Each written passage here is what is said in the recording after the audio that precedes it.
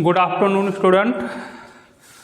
ये आज के क्लास में आप सभी लोग एक्सरसाइज 1.2 क्लास 9th का है, देखेंगे इसे।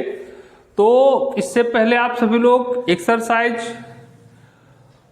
1.1 पढ़ चुके हैं और उसके बाद में आपको ये भी बताया गया कि आप परमेय संख्या को संख्या रेखा पर कैसे प्रदर्शित किया जाता है। तो एक छोटी सी एनसीईआरटी का एक्सरसाइज है, एनसीईआरटी बुक का, और ये एक्सरसाइज 1.2 है। इसमें बहुत कम ही क्वेश्चन हैं और इससे आपको केवल सत्य और असत्य बताना है। दूसरी चीज कुछ चीज़ें और देखनी है, कारण बताना भी है क्यों कौन सा कथन सत्य है। तो इसलिए प्रश्न पहले से बोर्ड पे मैंने लिख लिया है क्योंकि ज़्यादा लंबा वीडियो ना बनने पाए इसके लिए। तो दूसरी चीज ये है, तो देखिए इस एक्सरसाइज को पहले, तो ये कह रहा है एक्सरसाइज में कि नीचे दिए गए कथन सत्य हैं या असत्य है। जो कुछ कथन दिए गए हैं उनको आपको बताना है सत्य है या असत्य, और कारण के साथ उत्तर दीजिए। सत्य हैं तो किस लिए सत्य हैं और असत्य हैं तो किस लिए असत्य हैं, इनका कारण भी देना है। तो करना ये है आपको। तो पहली प्रश्न ये है कि प्रत्येक अपरिमेय संख्या एक वास्तविक संख्या होती है। तो प्रत्येक अपरिमेय संख्या भी और वास्तविक संख्या में क्या डिफरेंस है। तो वास्तविक संख्या और अपरिमेय संख्या, वास्तविक संख्या के बारे में भी बताएगा कि परिमेय संख्या और अपरिमेय संख्या दोनों का संग्रह है। मतलब अपरिमेय और अपरिमेय संख्याओं दोनों को मिला दिया जाए तो संख्याओं का जो समूह मिलता है वो क्या कहलाता है, वास्तविक संख्या। मतलब वास्तविक संख्या में परिमेय संख्या भी होती है, अपरिमेय संख्या भी होता है। तो यहाँ पे बात यह है कि प्रत्येक अपरिमेय संख्या, जैसे आप देखिए कुछ संख्या हैं, जैसे 2 है परिमेय संख्या है, 3 है परिमेय संख्या, √3 है अपरिमेय संख्या है, 5 है परिमेय संख्या, √7 है अपरिमेय संख्या। तो लेकिन ये सब वास्तविक संख्या है। तो प्रत्येक अपरिमेय संख्या, जैसे ये √3 अपरिमेय संख्या तो ये वास्तविक संख्या भी है, √7 अपरिमेय संख्या तो वास्तविक संख्या भी है। ऐसे 0.12012001200 ये आपका अपरिमेय संख्या और वास्तविक संख्या भी है। तो ये कथन आपका सत्य है। इसके सामने क्या लिखा जाएगा, सत्य लिखा जाएगा। तो यह नीले से लिख लेंगे सत्य, और कारण इसका क्या है ये आप लिख लीजिएगा, हम बोल देते हैं ऐसे, क्योंकि इसका कारण यहाँ बीच में जगह लिख लीजिएगा, या क्योंकि लगा के क्या लिखोगे। तो क्यों असत्य है, क्योंकि वास्तविक संख्याओं का संग्रह है। वास्तविक संख्याओं के संग्रह, जो वास्तविक संख्याएं होती हैं उसमें परिमेय और अपरिमेय संख्या दोनों प्रकार की संख्याएं होती हैं। तो उत्तर लिख लीजिएगा, क्योंकि वास्तविक संख्याओं का संग्रह या वास्तविक संख्याएं परिमेय और अपरिमेय संख्याओं का समूह होती हैं। इतने लिख दीजिएगा, ठीक है। तो बात समझ में आएगी। प्रत्येक अपरिमेय संख्या एक वास्तविक संख्या होती है, ये सत्य है। जितनी अपरिमेय संख्याएं होंगी सब वास्तविक संख्या है, लेकिन सभी वास्तविक संख्याएं अपरिमेय संख्या नहीं होती हैं। जैसे यहाँ से क्लियर को बेटा, जैसे देखिए ये 2, 3, √2, 5, √7 और ये वास्तविक संख्या है। इसमें ये रिंग में सर्किल में जो लिखा वो अपरिमेय संख्या है। तो ये वास्तविक संख्या भी अपरिमेय संख्या भी है। तो प्रत्येक अपरिमेय संख्या, जितनी भी अपरिमेय संख्या होंगी वो वास्तविक संख्या होंगी, लेकिन सभी वास्तविक संख्या अपरिमेय संख्या नहीं होंगी। देखो ये, जैसे ये 3 आपका वास्तविक संख्या है, लेकिन ये अपरिमेय संख्या नहीं, ये परिमेय संख्या है। तो ये ध्यान रखना है, जितनी भी अपरिमेय संख्याएं होती हैं वो वास्तविक संख्या होता है, और सभी वास्तविक संख्याएं अपरिमेय संख्या नहीं होती हैं। कारण में क्या, प्रत्येक अपरिमेय संख्या एक वास्तविक संख्या होती है, सत्य लिखा गया। अब कारण में क्या लिखा गया, क्योंकि वास्तविक परमेय वास्तविक संख्याओं में परमेय और अपरमेय संख्याएं दोनों होती हैं। ठीक है, तो बात ये होगी पहले की।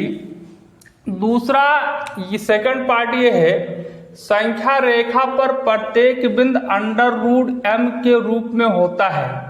मतलब जो संख्या रेखा पढ़े आप, पहले बताया गया उसमें संख्या रेखा पर परमेय संख्याओं को दर्शाने के लिए, तो इस पर प्रत्येक बिंदु प्रत्येक पॉइंट जो होता है √m, यम कोई संख्या है, प्राकृत संख्या है, यम के रूप का होता है, जहां यम एक प्राकृत संख्या है, जहां यम एक नेचुरल नंबर है।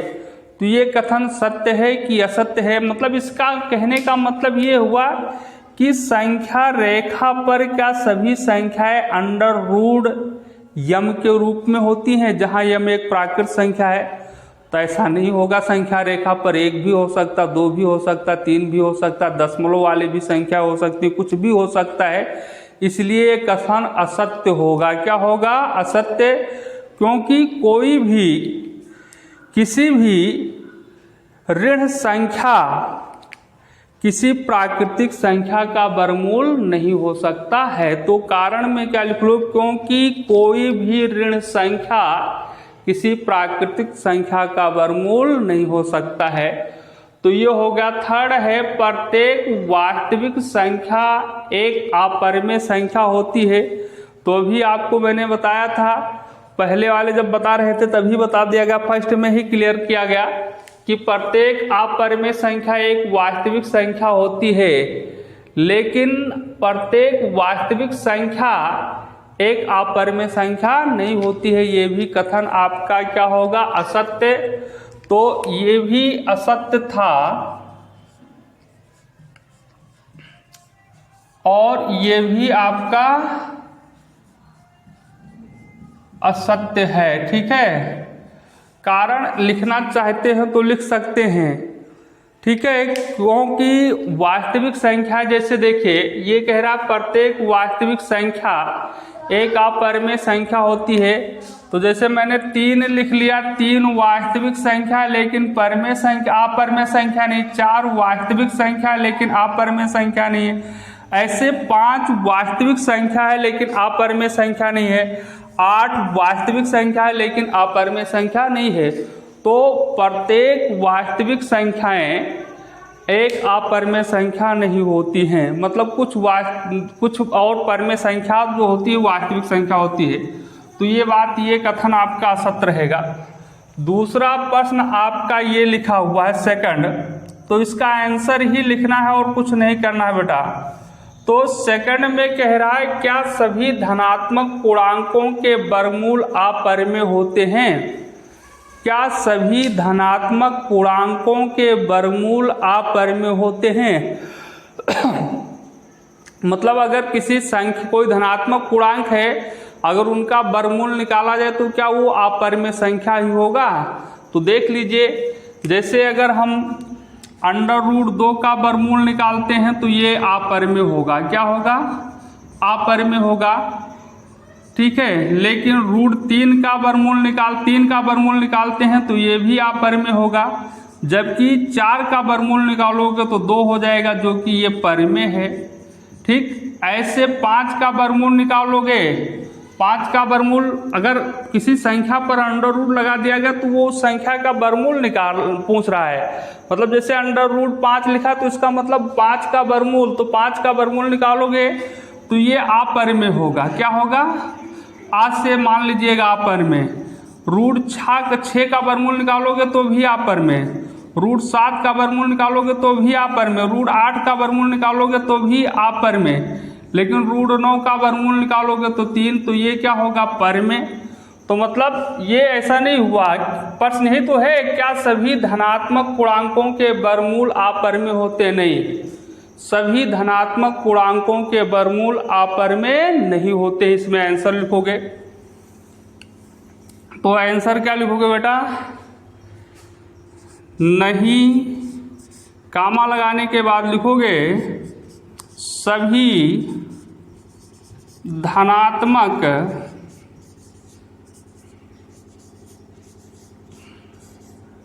पूर्णांकों के वर्गमूल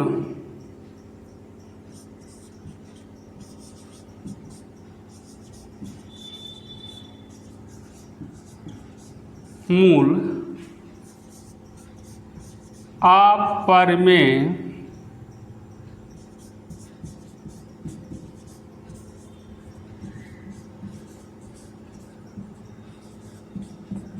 नहीं होते हैं। मतलब प्रत्येक सभी धनात्मक पूर्णांकों के वर्गमूल अपरिमेय नहीं होते हैं। आगे फिर पूछ रहा है, आगे आपसे ये पूछ रहा है, यदि नहीं तो एक ऐसी संख्या के वर्गमूल का उदाहरण दीजिए। तो तमाम संख्या का उदाहरण का वर्गमूल दे सकते हैं। एक काहे को, जैसे 4 संख्या 4 है, 4 का वर्गमूल 2 होगा, परिमेय है। 9, 16, 25, 36 कोई भी इसमें ले सकते हैं। तो उदाहरण के लिए हम उदाहरण के लिए ले लेते हैं। उदाहरण के लिए देखो 49 का वर्गमूल, 49 आप जानते हैं 49 का वर्गमूल 7 होगा। मतलब √49 बराबर कितना हो जाएगा, 7। अब 7 एक परिमेय है कि अपरिमेय है? परिमेय संख्या है, क्योंकि 7 को तो हम P/Q के रूप में लिख सकते हैं। अपरिमेय संख्या को आपको पहले बताया गया है कि वही संख्या है जिनको हम P/Q के रूप में नहीं लिख सकते हैं, उसी को अपरिमेय संख्या कहते हैं। तो 7 को तो P/Q के रूप में लिखा जा सकता है, 7/1 कर दिया गया, P/Q हो गया, ठीक है। तो 7 जो है एक आपका क्या है, परिमेय संख्या है, जो एक परिमेय संख्या है, ठीक। आगे ये आपका फर्स्ट और सेकंड क्वेश्चन था, तो ये आपका हो जाएगा। इससे आप लोगों को फिर कंप्लीट कर लेना बेटा, नोट्स कर लीजिएगा या जान लीजिए।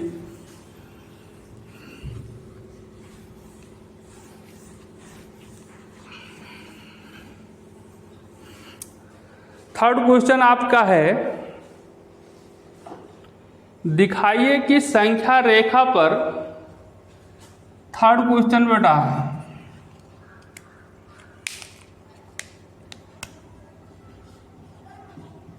दिखाइए कि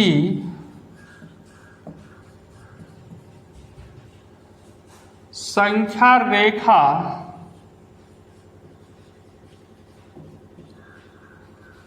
पर √5 किस प्रकार से निरूपित किया जा सकता है। √5 किस प्रकार से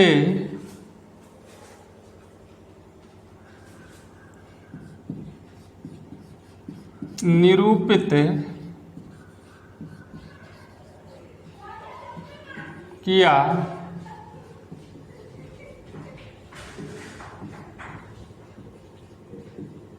सकता है, ठीक।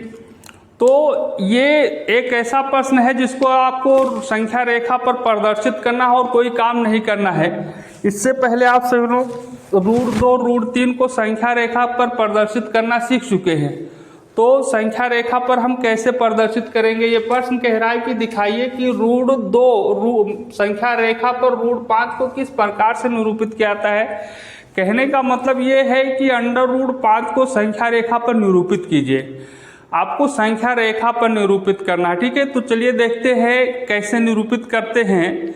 इससे पहले आप सभी लोग कृपया हमारे चैनल को सब्सक्राइब कर लीजिए और अन्य बच्चों से भी बताइए कि वो भी सब्सक्राइब कर लें। बहुत सारे बच्चे ऐसे हैं जो वीडियो तो देखते हैं लेकिन सब्सक्राइब नहीं किए हैं चैनल, तो आप लोग चैनल सब्सक्राइब कर लीजिए और शेयर भी कर दीजिए, लाइक भी कीजिए, ठीक है। तो अब संख्या रेखा, चलिए देखिए संख्या रेखा पर कैसे। तो संख्या रेखा के बारे में हमने आपको बताया था। इससे पहले आप सब लोग √2 और √3 को संख्या रेखा पर निरूपित कर चुके हैं। तो बात ये हुई, जैसे √5 है आपका, तो √5 है इसको आप √4+1 भी लिख सकते हैं। तो √4 का मतलब क्या होता है, √2 का स्क्वायर प्लस √1 का स्क्वायर, इस रूप में लिख सकते हैं, ठीक है। तो देखिए कैसे करेंगे इसको हम निरूपित। तो इसके लिए आपको करना ये संख्या रेखा हो गया, बीच में आपका एक पॉइंट वो हो गया। अब आप एक इकाई कुछ मान लीजिए 1 सेंटीमीटर बराबर 1 इकाई या 2 सेंटीमीटर बराबर 1 इकाई और 2 इकाई, मतलब देखा आपने कि जैसे इस प्रकार से समकोण त्रिभुज बनेगा जिसकी समकोण बनाने वाली भुजाएं, किसी समकोण त्रिभुज को 2 ही भुजाएं उसे समकोण बनाती है, एक तो या तो लंब या तो आधार। तो एक समकोण त्रिभुज संख्या रेखा पर इस प्रकार बनाइए कि उसका लंब या आधार 2 सेंटीमीटर का हो और उसमें से लंब और आधार में से एक भुजा 2 सेंटीमीटर 2 इकाई का रहे और एक भुजा 1 इकाई का रहे। तो 2 इकाई वाला हो जाएगा 2 दूनी 4 और 1 हो जाएगा 5। तो कर्ण उसका कितना हो जाएगा √5। तो हम करते क्या है, 1 इकाई ये हो गया कुछ दूरी पर मान लेते हैं, पैमाना यहाँ फिर दिखा दिया आपको, कुछ मान लीजिएगा, माना कि 1 सेंटीमीटर बराबर पैमाना 1 सेंटीमीटर बराबर 1 इकाई माना गया है। 1 इकाई हम इस बार 1 सेंटीमीटर बराबर 1 इकाई, तो यहाँ से यहाँ इस बिंदु से 1 सेंटीमीटर की दूरी पर और फिर 1 सेंटीमीटर की दूरी पर, यहाँ से 1 सेंटीमीटर की दूरी पर ये 1 हो गया, ये 2 हो गया, ये यहाँ से यहाँ तक की कितनी इकाई हो गई, 2 इकाई हो गई। ये बिंदु मान लेते हैं ये है, ध्यान रखिएगा बेटा, ये बिंदु आपका ये है और ये पॉइंट आपका बी है। अब आपको करना क्या है, इस पॉइंट 2 पर कितने डिग्री का कोण, 90 अंश का कोण बना दीजिए। 90 डिग्री का कोण बनाते हुए चांदा की सहायता से पहले सीख चुके हो, तो ये एक रेखा आप खींच लीजिए। कितने डिग्री का कोण बनाते हुए, इस रेखा के साथ 90 डिग्री 90 अंश का कोण बनाते हुए एक रेखा खींच लीजिए। लेकिन अब ये आधार अगर 2 इकाई हो गया तो लंब इसकी कितनी इकाई होनी चाहिए, 1 इकाई की होनी चाहिए। तो 1 इकाई आप नाप लीजिए। तो इसके लिए क्या करेंगे, आप 1 सेंटीमीटर नाप लीजिएगा, वहाँ से त्रिज्या ले लीजिए प्रकार से और प्रकार की नोक यहाँ रखकर एक चाप यहाँ लगा दीजिए जहाँ से ये काटे। यहाँ मान लेते हैं बिंदु हो गया ABC मान लिए। अब वो को C से क्या कर दो, मिला दो। तो ये इतना कितना है 2 और ये इतना कितना है 1 है, ये 1 इकाई है, ठीक। तो ये हो जाएगा √2 का स्क्वायर प्लस 1 का स्क्वायर, जब सरल करोगे तो 2 दूनी 4 प्लस 1, तो ये कितना हो जाएगा √5। लेकिन अब हमें संख्या रेखा पर वो बिंदु ढूंढना है, तो प्रकार की नोक वो पर रखें और पेंसिल की नोक सी पर। ध्यान से देखिएगा, प्रकार की नोक कहाँ पर रखना है, वो पर, और पेंसिल की नोक कहाँ पर रखना है, सी पर। और फिर यहाँ से ऐसे एक चाप लगाते हुए चले जाइए और ये चाप इस संख्या रेखा को जिस बिंदु पर काटता है वो बिंदु मान लेते हैं P या कोई भी बिंदु मान लो, और यही पॉइंट जो होगा वो √5 हो जाएगा आपका। इस प्रकार से आप इस √5 को भी संख्या रेखा पर प्रदर्शित कर सकते हैं। तो आज का एक्सरसाइज जो था 1.1 में, बस 1.2 में इतने ही क्वेश्चन थे। इसके बाद अब आप सभी लोग वास्तविक संख्याओं और उनके दशमलव प्रसार के बारे में पढ़ेंगे, ठीक है। तो वास्तविक संख्या और उनका दशमलव प्रसार पढ़ा जाएगा, तो ये हम कल के क्लास में पढ़ाएंगे। तो आप सभी लोग के अगर किसी बच्चे के बाद समझ में कोई बात नहीं आती है तो वो फिर मुझे बता सकते हैं कमेंट करके, फ़ोन करके, जैसा भी आपको सुविधा हो उस प्रकार से बता सकते हैं। कोई समस्या होती है तो उसका समाधान हम करने का प्रयास करेंगे। तो अब हम आगे के क्लास में फिर कल पढ़ाएंगे आप लोगों को वास्तविक संख्याओं एवं उनके दशमलव प्रसार। तब तक के लिए धन्यवाद।